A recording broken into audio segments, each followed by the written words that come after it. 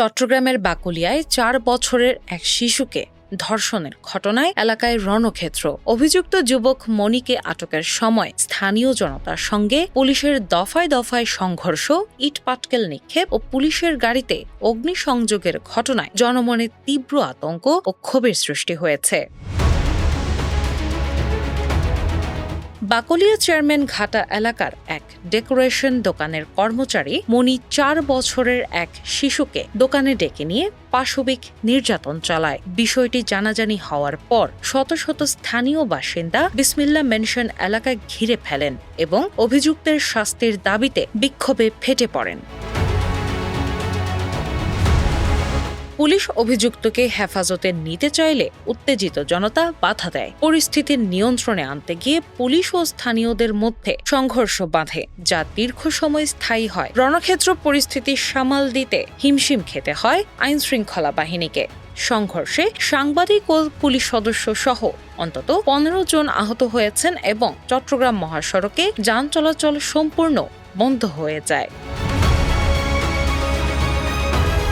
স্থানীয়দের অভিযোগ, আইনের ফাঁক ফোকরে অপরাধীরা দ্রুত জামিন পেয়ে যাওয়ায় এমন পৈশাচিক ঘটনা দিন দিন বাড়ছে। তাই সাধারণ মানুষ এখন আর আইনি প্রক্রিয়ার অপেক্ষায় নেই। তারা অভিযুক্তকে জনতার হাতে তুলে দেওয়া এবং অবিলম্বে এই নরপশুর প্রকাশ্য মৃত্যুদণ্ড কার্যকরের দাবিতে রাজপথে অনড় অবস্থান নেন।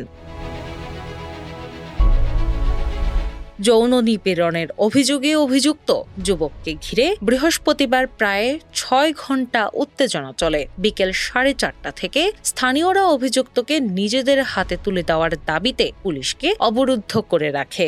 এক পর্যায়ে দফায় দফায় সংঘর্ষ, ইটপাটকেল নিক্ষেপ ও পুলিশের গাড়িতে অগ্নিসংযোগের ঘটনা ঘটে। পরিস্থিতি নিয়ন্ত্রণে পুলিশ টিয়ার শেল ও সাউন্ড গ্রেনেড ব্যবহার করে রাত ১০টার দিকে অভিযুক্তকে উদ্ধার করে হেফাজতে নেয়।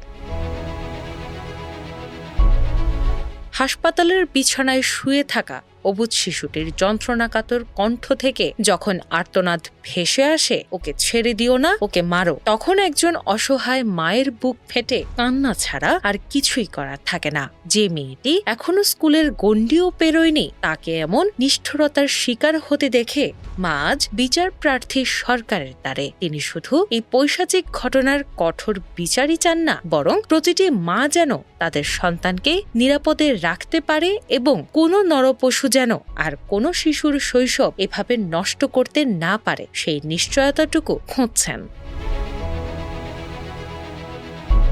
নতুন সরকারে আমরা শাস্তি আর নিরাপত্তা পাবো, এই বুক ভরা স্বপ্ন নিয়েই তো আমরা ভোট দিয়েছিলাম, কিন্তু আজ আমাদের সেই স্বপ্ন দুঃস্বপ্নে পরিণত হয়েছে।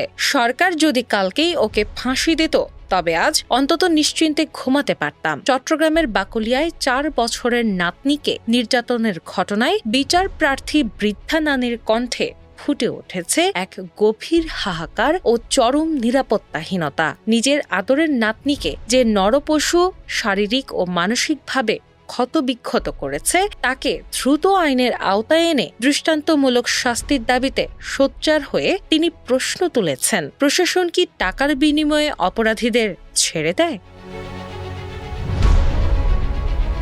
চট্টগ্রামের বাকলিয়ায় শিশু নির্যাতনের ঘটনায় বিচারহীনতার সংস্কৃতির অবসান এবং অপরাধীর দৃষ্টান্তমূলক শাস্তির দাবিতে উত্তাল জনপদ। সমাজ রাষ্ট্র ব্যবস্থার রন্ধ্রে রন্ধ্রে ঢুকে পড়া এই বিকৃত মানসিকতা কেবল আইনের শাসনকেই চ্যালেঞ্জ করছে না, বরং মানবিকতার চরম অবক্ষয়কে উন্মোচন করছে। এই পৈশাচিকতার বিচার কেবল রাজপথের উত্তেজনার সীমাবদ্ধ না থেকে দৃষ্টান্তমূলক শাস্তির মাধ্যমে বিচারহীনতার সংস্কৃতির অবসান ঘটাবে। এই প্রশ্নের উত্তর এখন সময় সাপেক্ষ। দিনা ইসলাম, বাংলা বাজার পত্রিকা।